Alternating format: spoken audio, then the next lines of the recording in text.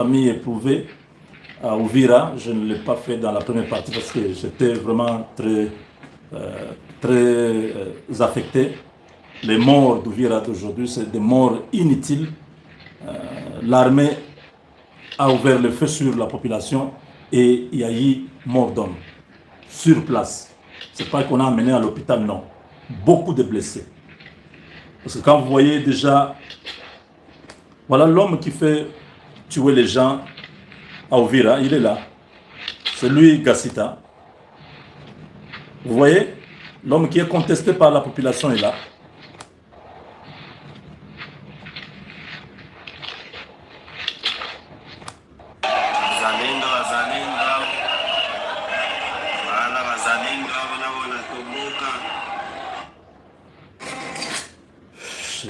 C'est terrible, hein? C'est terrible. Donc vous voyez, la population était vraiment...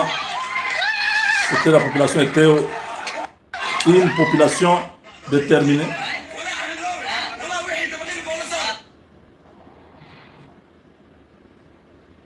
Alors, chers amis, mes condoléances à toutes les familles éprouvées à Uvira. Vraiment, nos condoléances, parce que il n'y a aucune mère qui peut garder la grossesse pendant 9 mois pour voir son fils ou sa fille être tué par l'armée de son propre pays, parce qu'il est sorti pour déposer un mémo. Une marche pacifique tourne en violence. La population, même les Wazalendo, n'ont pas réagi. Les Wazalendo, parce qu'ils ont aussi des armes. Ils pouvaient se dire, ah, l'armée est en train de tirer sur la population, nous allons réagir. Non, non, ils n'ont pas réagi. Je ne sais pas qui a donné l'ordre dans l'armée de pouvoir tirer sur la population au lieu de tirer en haut, en l'air, pour disperser la population. Parce que quand on tire en l'air, quelqu'un ne peut pas mourir comme ça. Pour que les gens meurent, on tire sur la population. Plusieurs sources nous parlent d'une dizaine de morts. On n'a pas de confirmation. Le porte-parole de Sokola 2 lui parle d'un seul mort, d'un enfant qui a succombé par une balle perdue. Et si tous ces morts-là, demain nous voyons les deuils à Uvira, on amène tous ces corps-là, nous voyons, parce que ça ne sert à rien de mentir. Quand les gens sont morts, il faut dire qu'ils sont morts. Quand les gens sont blessés, il faut dire qu'ils sont blessés. Et on doit comptabiliser. On doit voir qui est responsable. Cette marche a été annoncée. La mairie attendait, après les villes mortes, qu'il y ait cette marche, parce qu'ils avaient déjà annoncé que nous viendrons déposer notre mémoire. Ils n'étaient pas venus armés. On a vu tous ces jeunes. On a vu tous ces jeunes. Ils ne sont pas armés. Quand vous regardez là, ils ne sont pas armés. Ils ne sont pas armés. C'est toute la ville d'Uvira. Les gens sont dans la rue. Vous imaginez?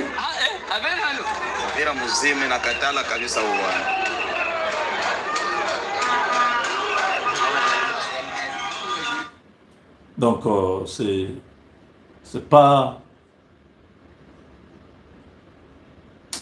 On a déjà trop de problèmes dans le pays. Uvira, c'est les bastions de la résistance. Ils ne méritent pas ça.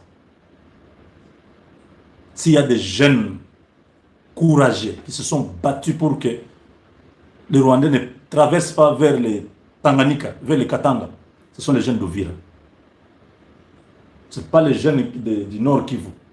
Ils se sont battus, ils ont fait ce qu'ils pouvaient, mais l'ennemi a réussi à prendre Goma, au sud Kivu.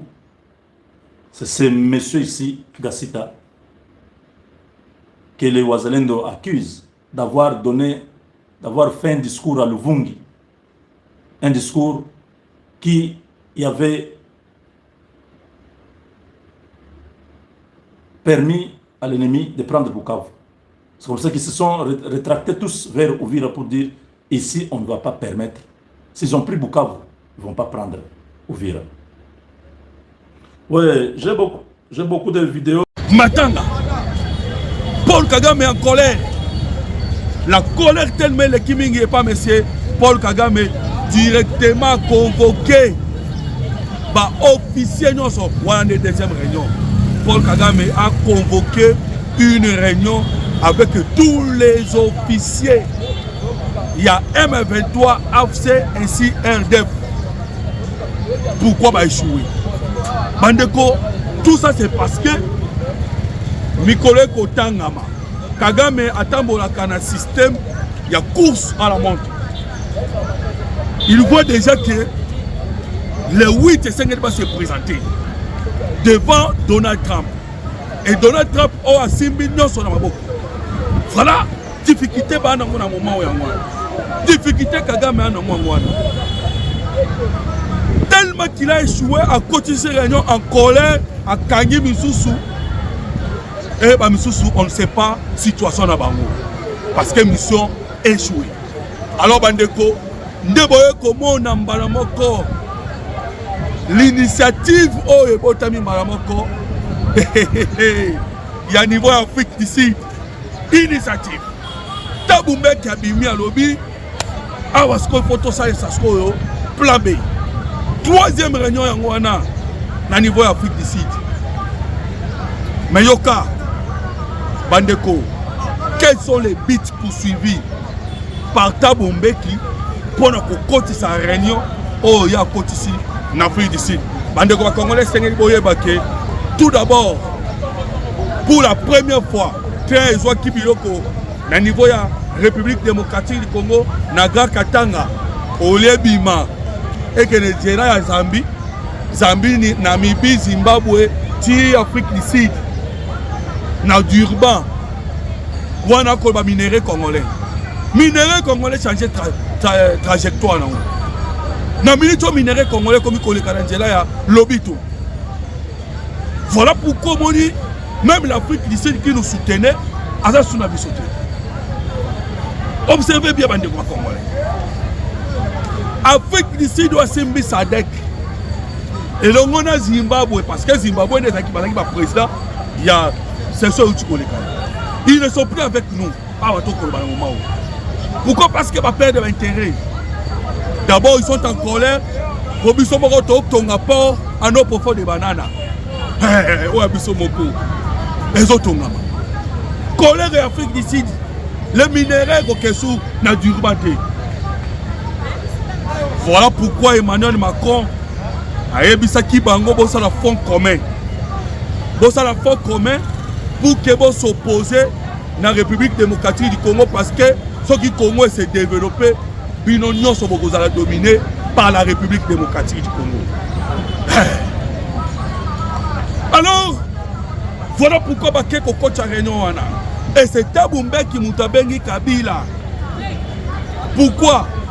Lorsque Kabila yaki na Congo Brazzaville, a qui kolukamwa quelques opposants pour qu'il y ait débauché par opposants. Après qu'on débauche les opposants, pour qu'ils permettent que les opposants soient débauchés, à Sénégal, je pense que vous avez dossier à Sénégal. Tant que les Sénégalais la colère à mon Kozamboka, Sénégal bien awa réunion. William Moruta Bimi, oh non, boya ko ça la réunion awa. Et comme on n'est pas William Moruta, James Rich, bande comme Congolais, James Rich.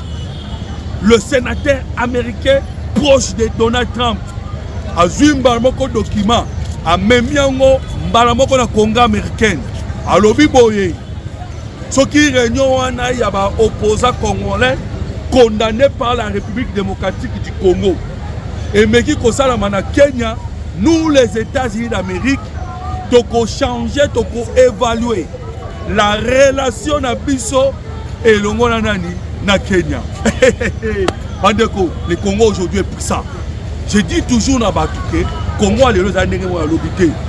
Alors, au mois de septembre, c'est alors que vous allez maintenant comprendre que Congo est comme il faut. Tout au mois de septembre, réunion mounène en septembre, il y a l'Assemblée générale des Nations Unies.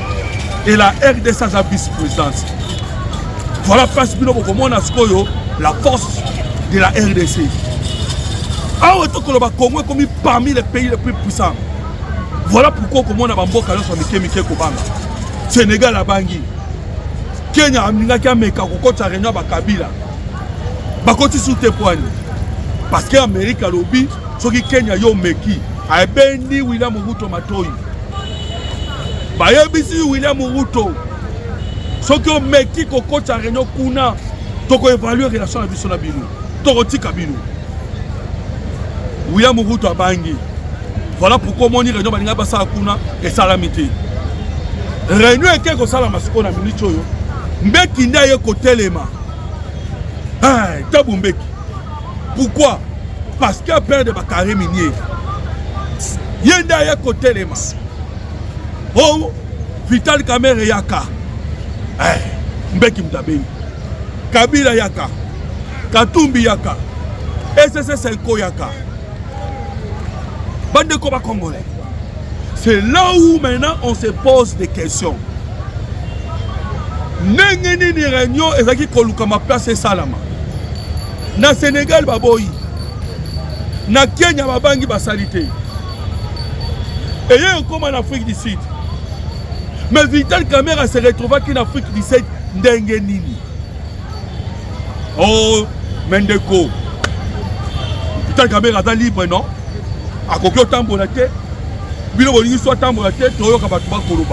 Mais attention, il était en France, à quai d'Oseille, avec ma francophonie, alors que la population congolaise, parce que la population congolaise a dit que la voix du peuple, c'est la voix de Dieu.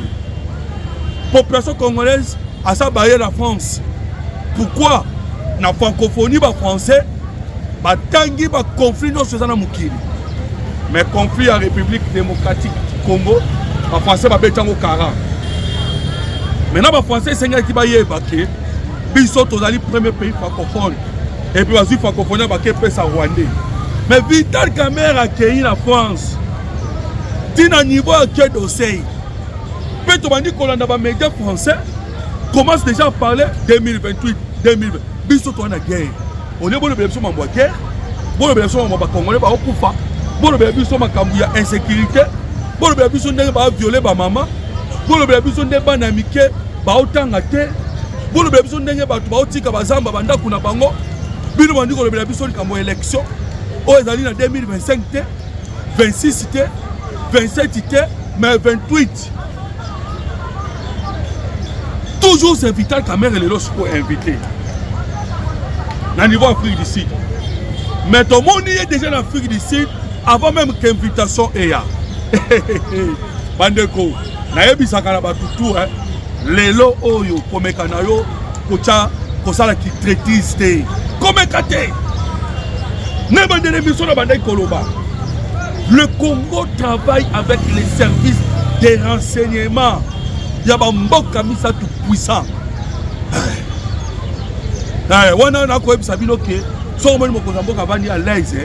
C'est parce que Ayebi Congo est allé travailler Longo avec des services de renseignement puissants dans Mukolo, Yamukili Oyo.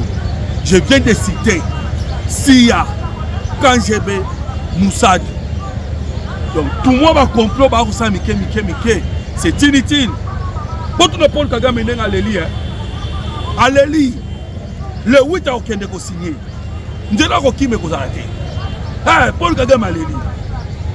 Alors en Afrique du Sud, Baké Rosala manœuvre, Ouato Bengango, Ezaline Bama Gorodo, Banchosi, Bakba, Chauve-souris, tous les Nyama Bende Baké Osangana Kuna. Banyama Oyo va mettre l'insécurité au Bachali guerre. Pour tout le coup, Thabo Mbeki, ce qui a robé sa dialogue, Nene Kobi Makuna. Thabo Mbeki est mort dans la minérée na ba botoli. Thabo Mbeki a outaki kokumi sa AFC M23. Mais bino basango bo kene ko sangana ba Thabo Mbeki ndenge nini. Bande ko ba congolais. À un moment na monaka, il y a des injustices dans Chamboko. Pourquoi? Parce que ce que tu makambo ko salama ezali kolekela biso omona basango bateaka biso akena nanga baseki basilisi kaka basango bateyaka omoni ye kuna na Rwanda lelo bake na Afrique du Sud bake kutana ba tabombeki oyo akumisaki ba M23 o M23 aza mouvement populaire. Nous savons ce que c'est au Bakosala. Bandeko, parce que nous avons déjà analysé. 3 choses Bakoluka. Yaliboso. Réunion en Afrique du Sud. L'objectif Langwezani. Yaliboso, objectif Langwezali, sauver Paul Kagame. Parce que Batéango, du 3 au 6. Du 3 au 6, ils allaient pour sauver Kagame. Pourquoi? Bakobimi sa résolution. Tant que sa résolution, Makamo bakobimi sa. Tant que Kagame okende et pas ya Donald Trump aux États-Unis d'Amérique. À côté de Trump, Trump tala. D'ailleurs, Koubango ba Congolais ba sangana ki na Afrique du Sud, ba solo li boyi. Na za na guerre ke. Avec sa Trump, yo mona ki na Afrique du Sud te. Mais c'est nanga nde mukolo rébellion. Yo monaki l'opposant c'est le Kagame. Ndé na biso déjà bit ya réunion en Afrique du Sud. Oh monaki Katumbi te, il est un opposant d'ailleurs il candidat à la présence. Voilà premier bit. C'est laver maman Paul Kagame na makambo etali la République démocratique du Congo pour que Kagame a tenu un positionnement ya koloba ke makambo etali congolaise. Deuxième objectif, les amis. Basango ya SSC5 n'a pas de social na bango, ba échouer la matabema. Parce que mon kozambo kaib saki bango, bokende ko sangana. Bo sangana banani na ba confession religieuse. Basangani ba mi mona sikoyo baza infiltré. Kalki na bango ya kobenda rébellion. Ba ya kosai la biso mixage brassage ko simbate. Et puis, tellement que le blanc est affaibli, bah que l'Afrique d'ici pour que les zongi sa blanc a moins force. Et puis, vous voyez que on a déjà que la justice congolaise a déjà condamné Corneille Nangaa. La justice congolaise est condamnée déjà Hippolyte Kanambe alias Ntwale. Comme on a ngwana, ba Rwanda ba accéder biso abio bobo sana ki asuka Ntwale. Tellement que Hippolyte Kanambe Ntwale a condamné, il faut maintenant lui faire revenir politiquement au travers d'un dialogue, un faux dialogue. Voilà le deuxième objectif. Oh bah quel nango kuna nabilo kuna basa. Mais je vous dirais bande kuna suka nango bana retard. Bana retard. Tu sais que dans un aigle, asa mona ki na musika. Bana retard ya kosakana te na ba préparatif à bilo kuna ba osala. Alors bande ko troisième objectif ndenge na uti koloba. Ezali que lorsque bande ko ba congolais lorsque dialogue est au salama, parce qu'au finish, la RDC aura toujours besoin de dialogue. Sous Kanango ezali troisième fois, ezali troisième objectif, ezali tangu dialogue est au salama, bango be baza la partie prenante. Mais ban arrêta. Parce que l'ordre il y a qu'on arrêter Hippolyte Kanambe alliance Joseph Kabila ezali ko dans les États-Unis d'Amérique. C'est les États-Unis d'Amérique qui parlent que écartez-nous ces messieurs-là. Bandeko, Azana Magambo belé contre les Américains. Aboma les Américains mi balet.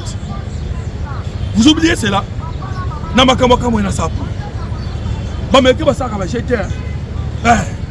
Obi ke banga même Mokonza Mboka Tshisekedi di pena erreur. Pour na kopeta avion ya ba diplomate. Wana Kenya mutangaka même son erreur wana. Avion zolongwa, lokwa biso to stop verrouiller ciel na biso. Avion zolongwa na Kenya. Et le Rwanda et le Calicolo sol congolais, balingi ba beta yango bon heureusement parce que awa ciel il y a Congo za verrouillé. Parce que boyebi que date aussi to quoi ça 6 avions. Il y a Rwanda Ouganda. Tango avion le kana to beta si ya bengi. Bo beta te les piège. Parce que quoi ça comme américain au tient un problème. Hippolyte Kanambe boma 2 américains. Et police kanamba teke là bas iranien. L'uranium. Les Américains baza kanda na ye. Yende mokonzi ya mafia. Voilà pourquoi na kolobaki biloko e ko salama na niveau ya Afrique du Sud des alliés distraction. Déjà bazui retard. Paul Kagame, tout ce qu'il a essayé de faire, Bandeko Congolais a réussi à aller monter. Bandeko, Donald Trump a lobby. A outil qu'on cotise sous réunion. On a dans la dernière réunion. Parce que je vais parler de 4 réunions. Dernière réunion,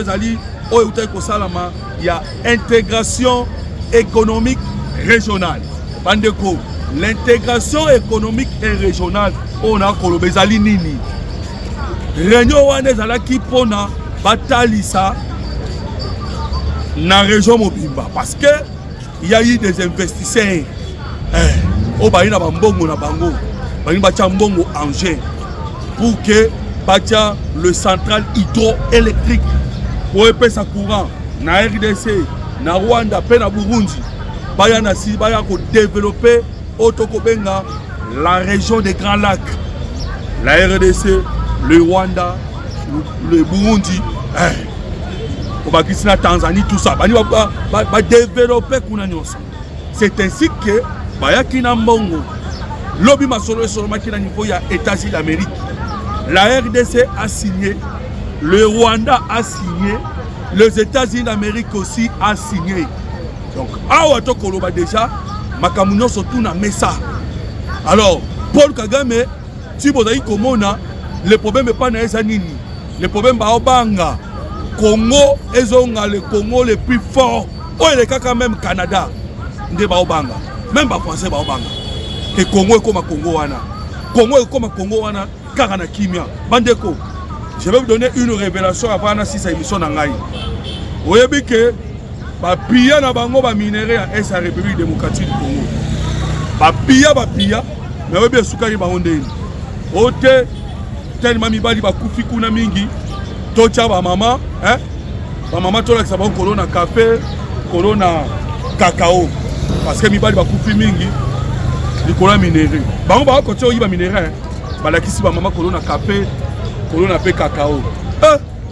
Bandeko, je vous dis que RDC est un pays du béni. Comme ça va jeter. Degré à café botami kuna na cacao. Yako sakanate. Et puis Malomoko Congo comme il peut citer parmi les producteurs à café na cacao na mukili. Bon bien to saliere wana banani ba européen. Ouais bien loko basali. Ba bimisi document. Oh non, bilo bo katanjete mingi. Sikoyo biso loko bo katanjete mingi. Plus que so toko somba sous café pe cacao o ezo uta na Congo te. Bande ko ba congolais. Je vous l'ai dit que une fois que notre pays est paix dans l'Est et la République démocratique du Congo, nous allons développer les pays où il y a des gars au Sakanate. Voilà, donc on peut merci à mon Kozamboka, place à Zali parce que le projet à port en eau pour faire des bananes, où il a s'imposé malgré les refus à la communauté internationale. Les Congolais a s'imposé et en 2026, au Comore a projet et Kozala Makasi.